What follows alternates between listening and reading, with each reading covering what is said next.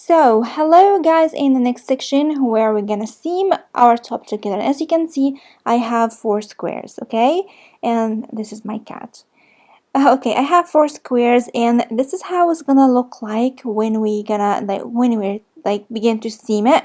When we finish it, as you saw in the intro, the top looks beautiful. So as you can see, I have my 4 squares and I arrange it on the ground so you can see what we're gonna do. So I'm gonna go down a bit so you can see. Okay, as you can see, this is the center that we're gonna leave open because our body we're gonna come from the center, and this is the periphery of our top, like the lower part of the top. So what we're gonna do, we're gonna seam all these together. I'm gonna seam from the beginning here until we reach like a specific number. I'm gonna leave about like 18 from 16 to 18 stitches from each corner.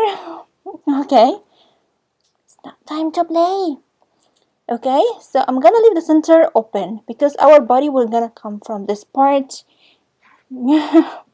So I'm gonna seam all the way until this part here, as I told you, about like 16 or 18 stitches, and then I'm gonna go down like from the other side.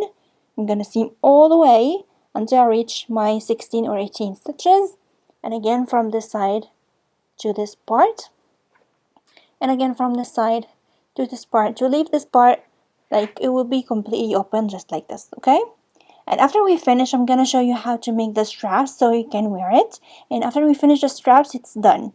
So so say hello to my cat and let's go to the next part, which I'm gonna go now, like take my squares and arrange it.